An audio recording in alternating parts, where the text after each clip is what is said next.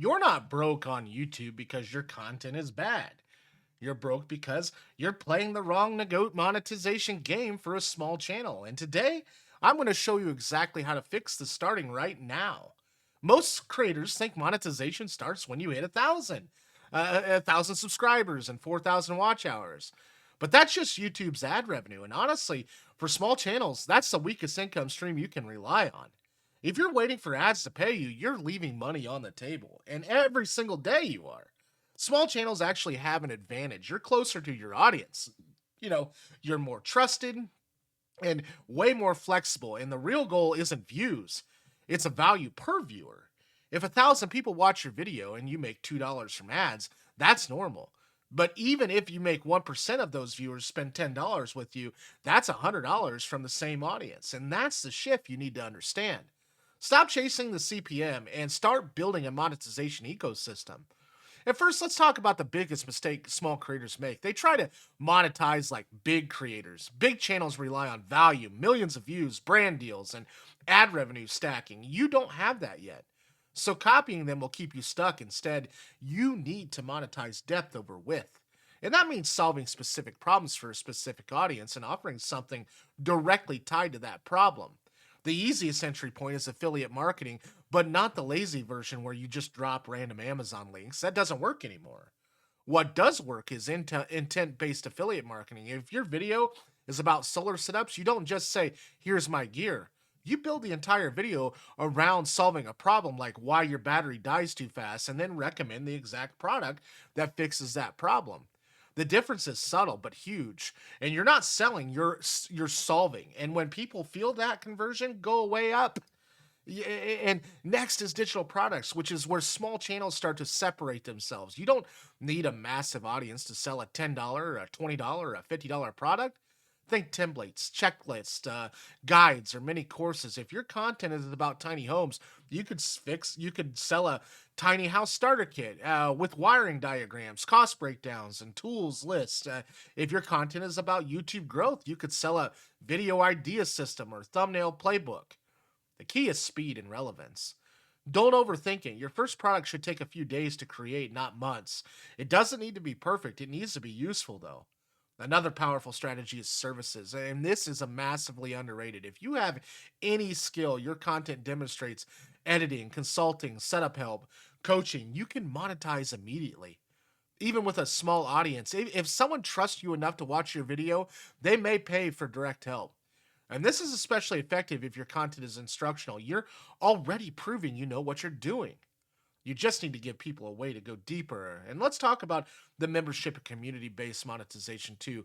Platforms like YouTube memberships or external communities can work, but only if you give people a real reason to join. Exclusive content alone isn't enough. People pay for access, speed, or connection, and that can mean early access to videos, direct Q&A and sessions, or behind the scenes breakdowns of your progress. But again, don't start here unless you already have engagement.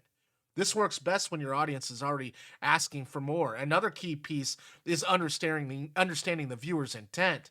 Not all views are equal. A viral video might bring in tons of traffic, but very little money because the audience isn't targeted.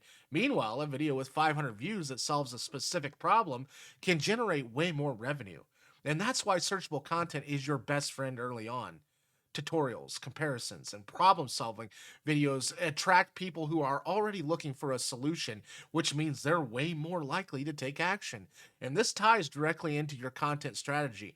Every video should answer a question and solve a problem that naturally leads to a monetization opportunity. If there's no clear path from the video to a product, affiliate, or service, you're missing an opportunity. Think of your video as an entry point into a system, not standalone pieces of content. And let's address the psychological barrier a lot of small creators face. They don't feel like they're too small to sell. They're just not, that's just not true. People don't care how many subscribers you have. They care if you can help them. And in fact, smaller creators often convert better because they feel more relatable and trustworthy. And the key is positioning. Don't present yourself as an expert if you're not one, and present yourself as someone who is a few steps ahead and can guide others. That's more believable and often more effective. Another mistake is waiting too long to introduce monetization. If you train your audience to expect only free content with no offers, it becomes harder to introduce them later. You don't need to be pushy, but you should be consistent. Mention your resources naturally in your video and show how they help. Make it part of your ecosystem from the beginning. And let's talk about the pricing because this trips people up. Most small creators underprice their offers because they're afraid no one will buy. But low prices can actually hurt conversions because they signal low value. Instead of asking what can I charge, ask what is it worth to a person using it. If your product saves someone hours of time or helps them avoid costly mistakes, it's worth more than you think. Start simple, test and adjust. You don't need perfection, you need feedback. Another powerful concept is stacking monetization. You don't rely on one income stream. You layer multiple. A single video could generate affiliate income and drive sales to a digital product and lead to service inquiries. Then that's how small channels maximize revenue without needing massive views. And each piece reinforces the other. So let's talk about calls to action because this is where most creators drop the ball. If you don't tell people what to do next, they won't do anything. But your CTA needs to feel natural, not forced. Instead of saying, buy this, you say, if you want the exact setup I use, I put everything in a simple guide below. That's helpful. It's not pushy, it's a continuation of the value you're already providing.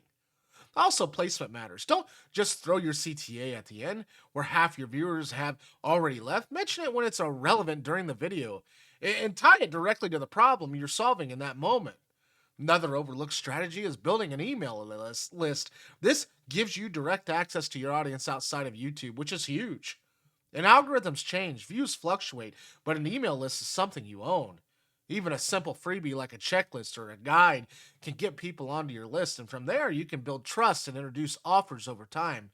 And this is long term leverage. And let's also touch on brand based deals because, yes, small channels can get them, but you have to approach them differently. Brands just don't care about the size, they care about alignment and engagement. And if you have a niche audience that trusts you, that's valuable. Instead of waiting for brands to reach out, you can pitch them, show them how your content aligns with their product and how you can help them reach the right audience. Even small deals can add up and lead to bigger opportunities. And finally, understand that monetization is a skill, not a milestone. You don't unlock it, you build it. The earlier you start, the faster you learn what works.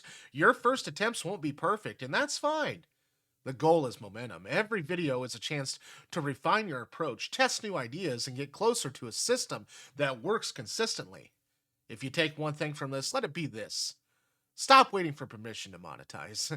You don't need a certain number of subscribers. You need a clearer understanding of who you're helping and how you can provide value beyond the video. Build around that, and the money will follow. If you found any usefulness from this video, please check out this video to the right. It will help you on your YouTube journey. Thanks for watching, and we'll see you on the next one.